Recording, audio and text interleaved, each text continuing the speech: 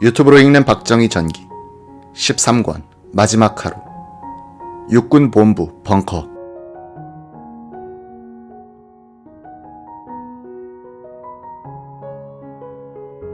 무슨 일입니까?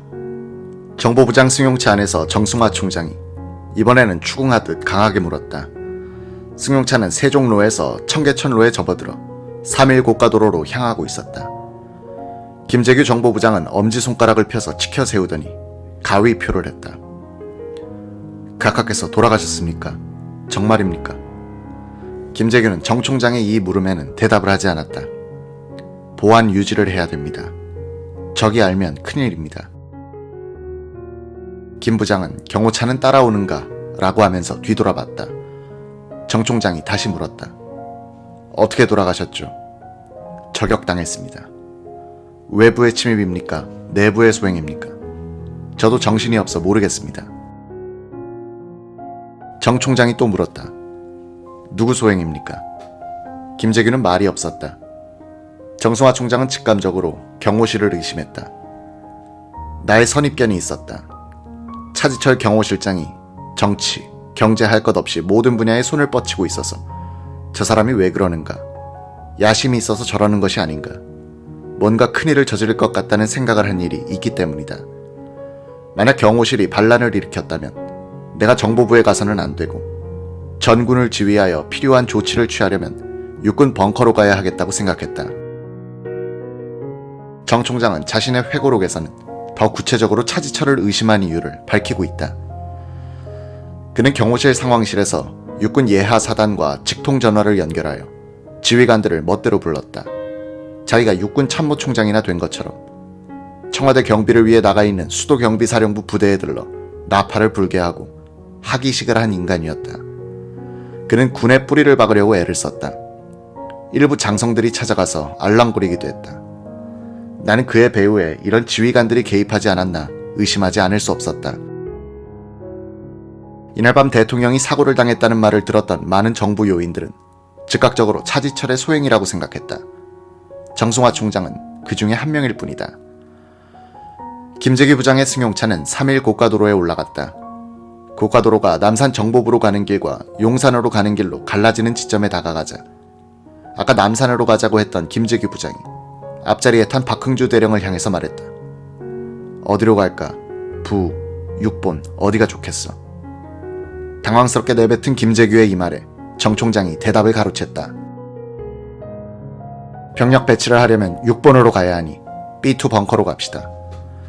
이에 호응하듯 박흥주도 앞자리에서 그게 좋겠습니다 라고 했다. 다시 정승화 총장이 6번 벙커로 가세 라고 못 박았다. 이날 김재규의 머리에는 대통령 사례까지만 시간표가 입력돼 있었다. 그 이유에 대해서는 한치의 행동 계획도 없었다. 쿠데타를 성공시키는 데 있어서 가장 중요한 지휘소의 위치까지도 생각해두지 않았다는 것은 이날의 대통령 사례가 즉흥적 결심의 결과였음을 이야기해준다. 김재규가 이날 밤 정보부로 가지 않고 육군 본부로 가기로 결정한 것은 그로서는 중대 실수였다.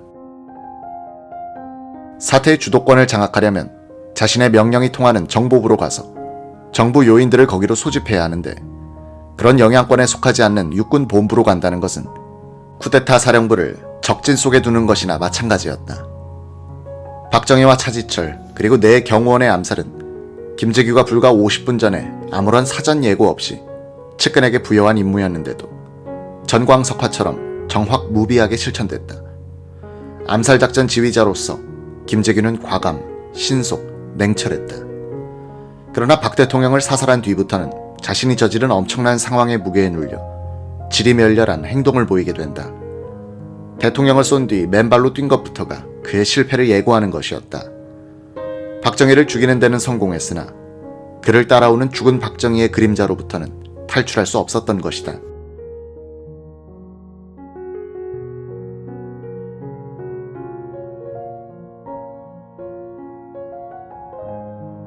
김재규가 이 시점에서 어떤 생각을 갖고 있었는지를 엿보게 해주는 것은 그가 계엄사령부 합동수사본부에서 범행 이틀 뒤에 작성한 자필 진술조서다. 범행 후의 대책에 대하여 말씀드리겠습니다. 가. 살해 현장에 육군 총장과 차장보가 와 있도록 하여 거사가담 의식을 주어 장악하게 한다. 나 육군 총장을 포용하고 불응시 협박한다. 다 즉시 가기를 소집하여 계엄령을 선포하여 각하 유고사실을 3일간 보안 유지한다. 라 현장은 중정 건물임을 주장하여 중정 직원으로 하여금 조사하도록 하여 의도대로 처리한 다음 국민의 여론을 봐가면서 본인이 시해했다는 사실을 은닉하거나 노출시킬 것으로 생각했다. 마 최종적으로 군부는 국방을, 정보부는 정국을 맡도록 한다. 김재규가 자신의 이런 구상을 실천에 옮기려면 먼저 지휘소를 정보부 안에 설치하고 궁정동 현장을 봉쇄하며 시해 상황에 대한 보안을 유지해야 했다. 김재규는 이날 밤 한 번도 박선호에게 현장을 봉쇄하라는 지시를 하지 않았다. 대통령의 시신 처리에 대해서도 아무 지침을 주지 않았다. 대통령을 살해한 직후 김재규는 김계원에게는 보안을 유지하도록 하고 국무회의를 소집하여 계엄령을 펴게 한 뒤에 정승화 총장이 계엄사령관으로서 실권을 잡게 되면 친분이 있는 정 총장을 통해서 자연스럽게 사태를 장악한다는 정도의 막연한 생각을 하고 있었던 것 같다. 김재규에 대한 군내에서의 평가는 그리 높지 않았다. 김재규는 다만 정승화 장군이 육군 참모총장으로 임명되는 데는 일조를 한 적이 있었다. 그는 박 대통령의 특명을 받아서 국군 보안사 참모장 출신인 정보부 감찰실장 김학호에게 상군 참모총장 후보들에 대한 평가서를 만들게 하여 대통령에게 보고했다. 육군 참모총장 후보로는 정승화 당시 1군 사령관이 1위로 올라갔었다. 김재규는 그런 인연 때문인지 정 총장에 대한 자신의 영향력을 과대평가하고 있었던 것 같다. 정승화 총장이 차중해서 김재규의 육본행을 유도하는 데 성공한 것도 유의해 볼 대목이다. 정승화 총장은 본인의 의사와 관계없이 김재규에게 이용당한 면이 있긴 하지만 사태 수습의 사령부를 군부 안으로 끌고 감으로써 이날 밤의 주도권을 김 부장에게 주지 않았던 것이다.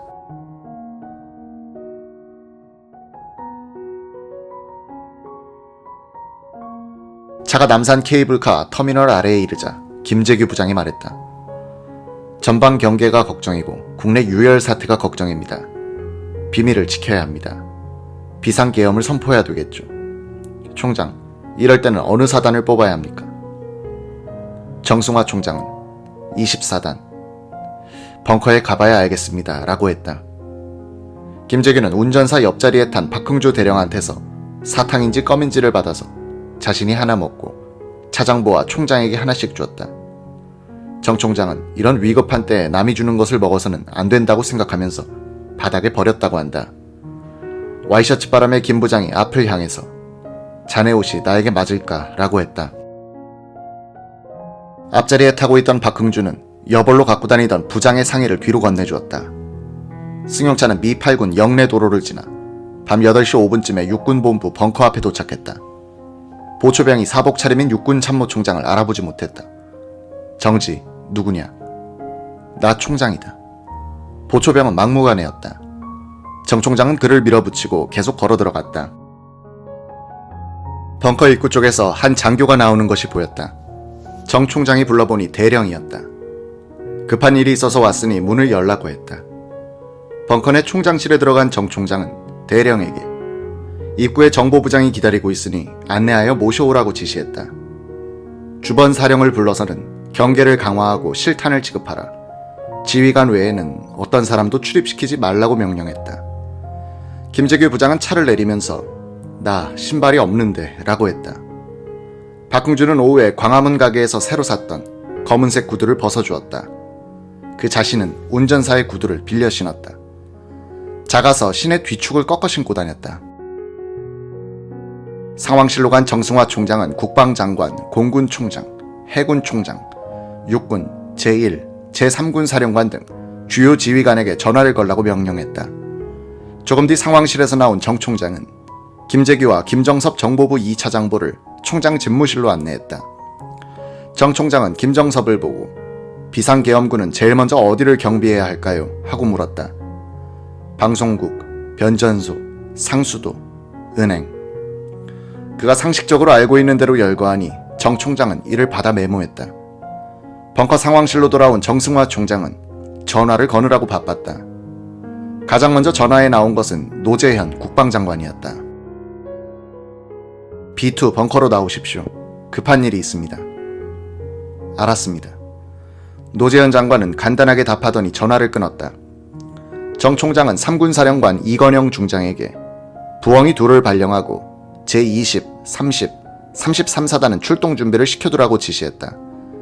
제9 공수여단장에게는 준비가 되는 대로 육군 본부로 출동하라고 명령했다. 제1군 사령관에게도 부엉이 둘을 발령하라고 시켰다. 부엉이 둘은 2급 비상사태에 대비하는 조치로서 명령만 떨어지면 정규전에 돌입할 수 있도록 하는 것이다. 정 총장은 차규헌 수도군단장에게 전화를 걸 때는 취재하듯 했다. 혹시 수도권 부대가 대통령 저격에 가담했을지 모르겠다는 생각을 했기 때문이었다. 부대 이상 없소. 아무 이상 없습니다. 지금 뭘 하고 있어? 그냥 집에 있습니다. 그래요. 왜 그러십니까? 예하 부대는 아무 이상 없소. 예, 아무 이상 없습니다. 전화에 전성각 수도경비사령관이 나왔다. 차지철 경호실장은 수도경비사령부 설치령을 고쳐서 이 부대가 경호실장의 통제를 받도록 했었다. 그런 뒤에는 서울 지역에서는 크게 필요하지도 않은 야전 포병단과 미사일 부대를 창설한다고 전방에서 병력을 뽑아 군내에서 원성을 샀다. 경호실 병력과 수경사를 일종의 근위부대로 만들려고 한 차지철의 행동이 많은 군 지휘관들로 하여금 그의 야심을 의심하게 했던 것이다. 정 총장은 만약 경호실이 반란을 일으켰다면 수도경비사령부가 가담했을 것이라고 판단했다. 이쪽의 조치 내용을 먼저 이야기하면 의도가 알려지게 되므로 먼저 이상 없소 라고 물었다. 이상 없는데요. 정 총장은 일단 안심했다. 지금부터 내 명령 이외에는 절대로 들어서는 안 돼요. 부대를 완전히 장악하시오. 출동 준비를 시켜놓고 나한테 오시오. 정승화 총장은 이어서 육군 참모차장, 작전 및 정보참모부장을 불러들이라고 지시했다. 이때 노재현 국방장관이 도착하여 총장실로 들어왔다. 밤 8시 30분쯤이었다. 노 장관은 들어오면서 김계원 실장이 내 집으로 전화를 한 것 같은데 좀 연락해 주시오 라고 했다. 총장 무슨 일이요? 정 총장은 장관의 기회에다가 입을 대듯이 하여 각하께서 피격당했습니다 라고 했다. 어디서 당하셨습니까? 청와대 만찬장에서 당하셨습니다. 김재기 부장이 저기에 와 있으니 물어보시죠. 정 총장은 노 장관을 김재규가 있는 총장실로 안내하려고 복도로 장관을 데리고 나갔다. 그러나 여러 사무실 문에 명패가 붙어 있지 않아서 분간을 할 수가 없었다. 다시 상황실로 와서 한 장교에게 장관의 안내를 지시했다. 전성각 수도경비사령관이 벙커에 도착했다. 정 총장은 자네 부대는 이상이 없나 하고 다시 확인한 다음 각하가 저격당하셨다고 말한 뒤에 단호하게 명령했다. 밤에 청와대를 포위했다가 날이 새면 범인을 색출하시오. 수도경비사령관으로서 청와대 생리는 제가 좀 압니다. 경호실의 생리상 우리가 부대를 배치하면 총격전이 벌어집니다. 그러면 직접적인 접촉을 하지 않도록 원거리에서 외곽을 포위, 차단하시오.